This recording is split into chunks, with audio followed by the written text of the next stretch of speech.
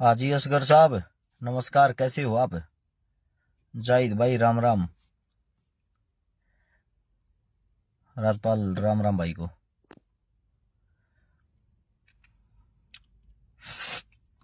आप सभी साथियों को रस चिकारा की तरफ से हाथ जोड़कर राम राम।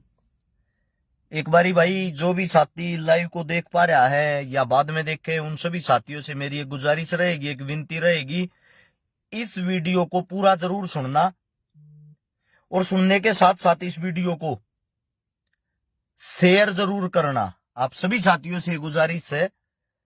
हम करते हैं अपने काम की बात, और आप लोगों का काम, अगर आपको लगता है विचार अच्छे हैं, बात अच्छी है, बात अच्छी रखी, तो बाद में इसको शेयर करने की जरूर कोशिश करना। देखो भाई, सभी साथियों को पता है, अपना जो हिंदुस्तान है, हिंदुस्तान के अंदर इस वक्त आम आदमी जो होता है, गरीब आदमी जो होता है, उधर रोजगार का, कमाण का, खान का कोई साधन नहीं है। सभी को पता है इस बात का।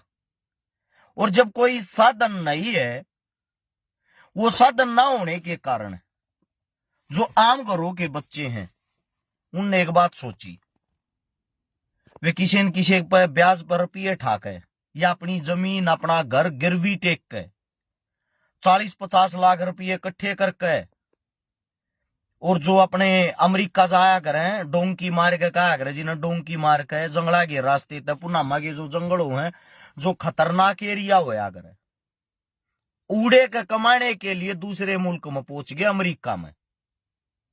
अमेरिका में क्यों पहुंच गए? क्योंकि उनकी मजबूरी थी, हिंदुस्तान के अंदर रोजगार रहा नहीं। अब रोजगार नहीं, आदमी हाथ पा हाथ धर कर भूखा तो बैठेगा नहीं, कुछ न कुछ करना तो जाएगा। वे अमेरिका पहुंच गए।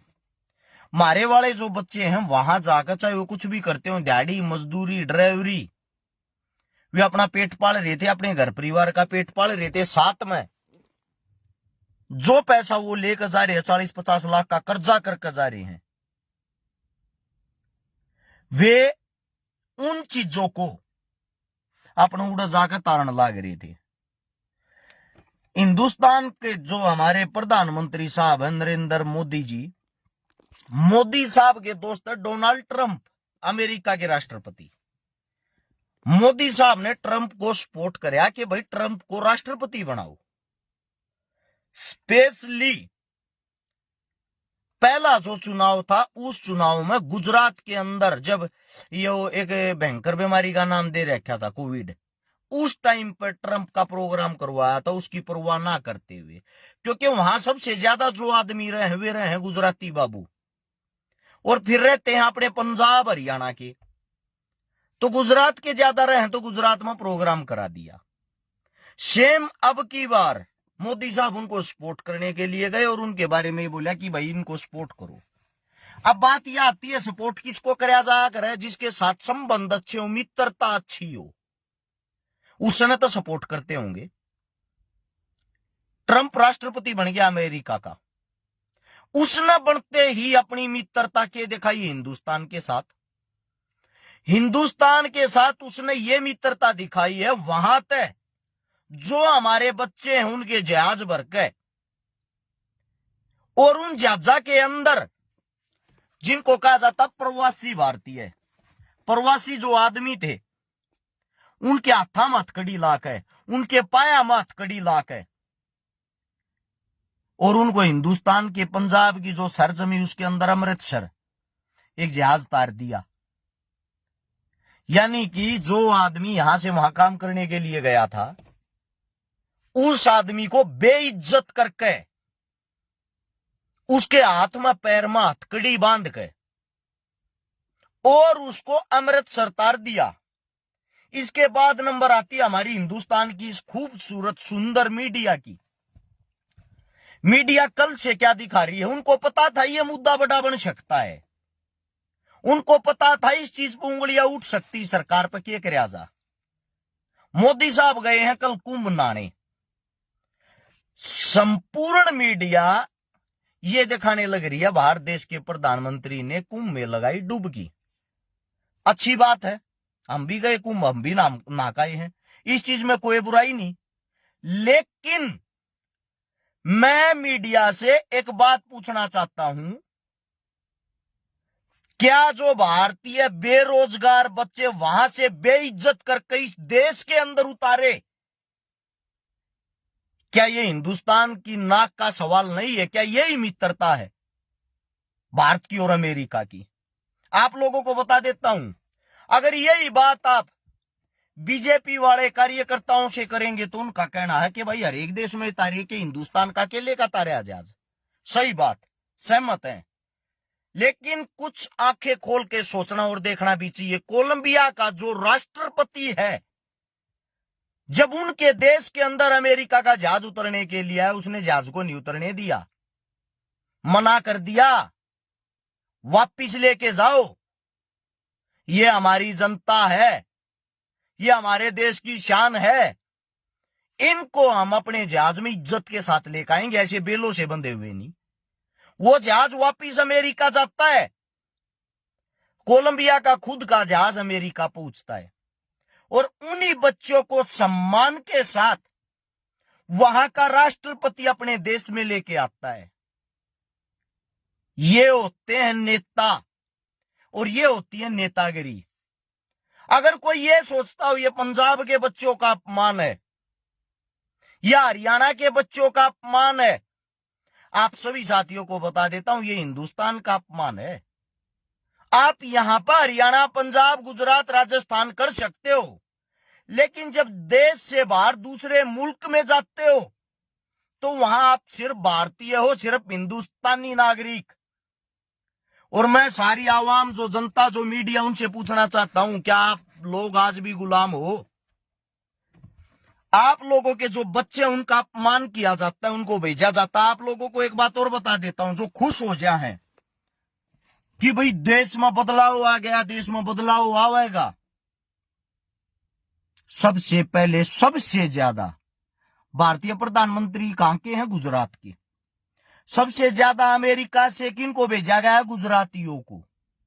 उसके बाद भेजा गया पंजाब व हरियाणा वालों को। आप सभी साथियों को एक बात और भी बता देता हूं भाई, जो भी इस वीडियो को देखकर, वीडियो को देखने के साथ साथ इसको शेयर जरूर करना। किस लिए करना, उसका रीजन बताता हूं। भारत देश के अंदर जो हमारे प्यारे बच्चे अपना रोजगार, काम धंधा करने के लिए अपनी जमीन जायदाद बेच कर गए, या किसी पे ब्याज पर रुपये लेकर गए, विनाश तो उनका हो गया भाई। 50-50 लाख का कर्जा करके जब बूढ़े एक बेटी चली जा है, एक भाई चला जा है। एक मेरा साथी है देशभगत, ये कहे बगैर वीजा के गए थे भाई, शायद आपको पता नहीं, बिल्कुल गए थे। किस मारे गए थे? रीजन क्या था? क्यों जरूरत पड़ी भाई अपने देश में गजान की? क्या इसके सवाल जवाब भी बता सकते हो बाबूजी? हैं? यहां रोजगार ही नहीं होगा, आदमी भूखा क्यों कर मरेगा? क्या मत तो करेगा? अब सब सरकार के तलवे चाटू तो है नहीं कि तलवे चाट के गुजारा कर लेंगे। बाबूजी कुछ बातों को समझने की बहुत ही ज्यादा जरूरत होती है। उन बातों को समझने की कोशिश करो। देश गड्ढे में गिरता जा रहा है और आप लोग ये पार्टियों के झंडे उठा रहे हो। हकीकत बातें मानता हूं कड़वी लगती हैं। आप सभी साथियों से एक बात और कहता हूं, जो जिस गांव में भाई जो भी बालक आवे, शुरुआत हो ही बता कई हजार आऊंगे, ये जितने सारे सारे आऊंगे। जिस गांव का जो भी बच्चा अमेरिका से वापिस आवे भाई, सबसे पहले तो गांव इकट्ठा होकर या गवांड इकट्ठा होकर उस बालक का सहारा लाना रहे, क्योंकि वो कितन कितन थारा ये बच्चा, थारा ये बेटा, थारा ये बालक। एक बात का आग्रह न्यू का आग्रह, गाम राम होया करे। आज करया हो चाहे बूंद करया हो, उसने गाम उठ्या करे।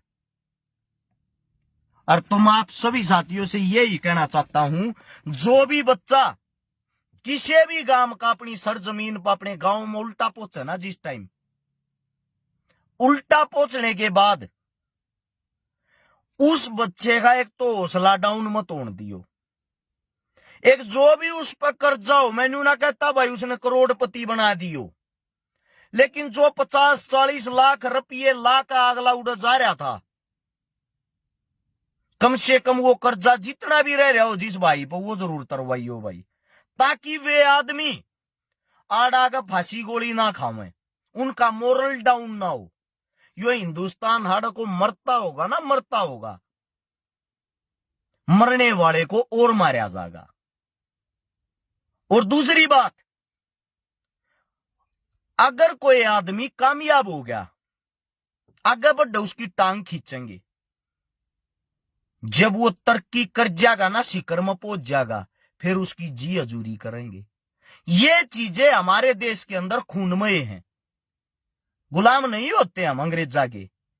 मात्र 1,04,5,000 आदमी आगे हमारे 40 करोड़ आदमी आप अगर राज कर गए, उसका रीजन ही यही था। जब बंगाल के साइड से हमारे सबसे पहले राजा को बंदी बनाया गया, अंग्रेजों का कहना था कि हमारी संख्या मात्र 5,000 थी, हम 5,000 आदमी एक राजा को बंदी बना के, गुलाम बना के चौराहे के बीच तक जुलूस निकालना थी। देखने वालों की भीड़ 1 लाख थी। अगर एक हिंदुस्तानी हमारे ऊपर उठा के एक पत्थर फेंक देता, एक पत्थर फेंक देता ना, भले हम 5,000 आदमियों में से शायद एक भी जिंदा नहीं होता, और वो राजा आजाद होता, और हम कभी गुलामी करने की, यहां पे गुलाम करने की देश को सोचते तक नहीं। लेकिन यहां लड़ना है लोगों को, हिंदू मुसलमान जाट ब्राह्मण वाल्मीकि, इन बातों का बाहर लड़ने की फुर्सत नहीं किसी ने। अपनी डपली अपना राग, बाढ़ में जाए देश, बाढ़ में जाए देश के नागरिक, एक नारा पकड़ रखा है, वह सरकार के पीछे लगे रहो। आप सभी साथियों को बता देता हूं, आपके घर में चूल्हा जलेगा, रोटी बनाओगे, थारे बाप के होटल में खाओगे, तो थारा बाप जो कमा कर मजदूरी करके लाओगा, उससे थारा घर चल रहेगा। अगर अपने दम पर खान जोगे हो रहे हो, जो दिहाड़ी मजदूरी चोरी डकैती तम करके लाओगे, उससे थारा पेट भरेगा। कोई नेता कोई मंत्री किसी के घर में ना तो बोरी गिरना था, ना रुपये देना था। कुछ चंद प्रतिशत आदमी होते हैं, 100 में से 1%, जो जी हजूरी और चापलूसी करके अपना घर चला रहे हैं। अगर उससे लाइन में लागना है तो भाई देश का विनाश थारे सामने है। जो ये भारत ऐसे बंदी बना के लाए गए हैं, क्या उनको इज्जत नहीं है? क्या उनका कोई मान सम्मान नहीं है? क्या वे बेटे कोई बलात्कार जैसा अपराध करके आए हैं या मर्डर करके आए हैं? सोचने की बात है। देश के अंदर बेरोजगारी थी, पढ़े लिखे आदमियों को तो ये कहते हैं पकोड़े तलो। बेचारे पकोड़े नहीं तल सकते, वो बाहर गए हैं 2 रुपये कमाने के लिए, इज्जत के साथ अपना घर अपना परिवार अपना ढूंढ छोड़ के, इतना बड़ा मौत का रिस्क लेके। अरे कहन आसानी बात, उपनामा के जंगला में गए, जब छोटे छोटे बड़का ने वीडियो देखा रो, 4-4 महीने के बड़का ने एक लेडी छाती का लाक है, और उस जंगला में गले कड़ा है, जब उन पार करे है 100 बीमारियां तब बच्चा है, और उड़ जाकर अगर वह बेचारी अपने 2 रुपये कमा ले है, वो बेचारा 2 रुपये कमा ले है, हमारे लिए तो खुशी की बात है ना। हमारे भारतीय कहीं दूसरे देश में जाकर भी कमा के तक खा रहे हैं। अगर उनको वहां से उठाकर वापिस फेंक दिया जाता है और हमारी सरकार स्टैंड तक नहीं लेती, हमारी सरकार का कोई बंदा स्टैंड तक नहीं लेता, इससे बड़ी दुर्घटना, इससे बड़ा दुर्व्यवहार और क्या होगा? मानता हूं आप लोग चमचे हो, लेकिन उन चमचों से एक बातें पूछना चाहता हूं, उनसे एक बातें पूछना चाहता हूं। आपका बाप आपकी मां उसी जहाज के अंदर हथकड़ी पैर के बैठी होती तो आपके दिल दिमाग में क्या बीतती? आपके घर का आपका काका आपका ताऊ कोई बाहर पढ़ने गया होगा, आपके परिवार का पढ़ने गया होगा, रहने गया होगा, बिजनेस करने गया होगा, क्या उस परिवार को नींद आती है? वास्तविकता बताना। न्यू कहा अगर बुराई जब दिखा करे, जब अपने ऊपर पड़ जा। और आप सभी साथियों को बता देता हूं, हम सरकारों को इसीलिए चुनते, नेता मंत्रियों को इसीलिए चुनते हैं कि हमारे लिए वो कोई बड़ा फैसला ले, कोई बड़ा कानून बनावे। और मैं सरकार से भी एक विनती करता हूं, एक अपील करता हूं। विनती और अपील इसलिए कर रहा हूं, किसी पद पर नहीं हूं। दुख है मुझे, अगर मैं चुनाव जीत जाता, मैं किसी पद पर होता, फिर मैं विनती नहीं करता, फिर मैं अपने तरीके से काम करके दिखाता। फिलहाल मैं एक अपील ही कर सकता हूं, विनती कर सकता हूं, और वो विनती मेरी ये है, बाहर देश से जितने भी हमारे हिंदुस्तान के नागरिक आए हैं, हिंदुस्तानी नागरिक आए हैं, एक तो उनको सम्मान के साथ, इज्जत के साथ वापिस लाया जाए, और वापिस लाने के साथ साथ सरकार को उनके लिए कोई ना कोई ऐसा कार्य जरूर किया जाए जिसके कारण वे यहां आकर ज्यादा कर्ज में बेचारे ना चले जा। जिनकी घर धरती जमीन गिरवी टकरी है, उनका या दो टूक का कैसे न कैसे खाना हो जाए, या उस परिवार को कोई न कोई सहारा हो जाए। और सामाजिक तौर पे, आर्थिक तौर पे एक बात कहना चाहता हूं भाई, हर एक गांव से जिस गांव का जो भी बेटा वापिस आवे, 2 रुपये कमा रहा है, कोठी बना रहा है, घर बना रहा है, गाड़ी घोड़ा ले रहा है, तो ठीक भाई। अपना कर्जा अगर तार रहा है, अपने शौक पूरे कर रहा है, वापिस आ गया, कोई बड़ी बात नहीं। अगर कोई भाई नया नया गया जी, न 2-4 महीने हुए हो, साल होया हो, उस पर कर्जा पाओगा, उससे अलग कुछ नहीं पाओगा। कहने का तात्पर्य ये, जिसका जुगाड़ नहीं है उस भाई को, उस बाण का सारा जरूर लाइयो रहे। नुका अगर मानस वापिस उल्टा नहीं आया, अगर यो धन दौलत सब के माड़े दरिया रह जाएगा। बस यही बात आप लोगों से कहनी थी। और जो वास्तविकता, वह वास्तविकता है। इस देश के कोने में हमारी बहन, हमारे बेटे, हमारे काका, हमारे ताऊ विदेशों में अगर कहीं भी हमारा नाम गर्व से रोशन कर रहे हैं, या काम कर रहे हैं, या कमा कर खा रहे हैं तो वो हमारे हिंदुस्तान की शान। विदेशों में जाकर उनके पीछे नाम तो एक ही लगता है, ये भारतीय हैं। तो आप सभी साथियों को इतना ही कहना चाहूंगा कि आप सभी साथी उनकी मदद करने की कोशिश करें, उनका हौसला बढ़ाएं, और इज्जत के साथ मोदी साहब, उनको इज्जत के साथ वापिस लाया जाए। हमारी इंडियन आर्मी के या तो जहाज में लाया जाए, या हमारी खुद की जो हमारे हिंदुस्तान की जो जहाजें हैं उनके अंदर अच्छी व्यवस्था करके कम से कम उनको लेके तो इज्जत के साथ आओ। इतनी बदसलूकी उनके साथ की जा रही है। आप मीडिया से भी एक विनती है, जो भी ओरिजिनल मुद्दे हैं उनको दिखाने की कोशिश करे। आपको चौथा सतम माना जाता है, आपका तो कोई भी सतम नहीं रह रहा, सारे सतम टूट लिए। हद हो रही है, बिकने की भी एक हद होती है, उस हद से नीचे तो मत जाओ। अगर मेरी बात सत्यता की तरफ जा रही है, अच्छी लग रही है आप लोगों को, इस वीडियो को शेयर जरूर करना। सभी साथियों से विनती है। आप सभी साथियों ने इतने प्यार से मेरी बातें सुनी, कोई गलत शब्द मेरे मुंह से निकल गया, हाथ जोड़ के मैं क्षमा चाहता हूं। आप ही का बेटा हूं, आप ही का बच्चा हूं। आप सभी साथियों ने इतना समय दिया, उसके लिए धन्यवाद। राम राम, जय हिंद, जय भगत, जय भीम।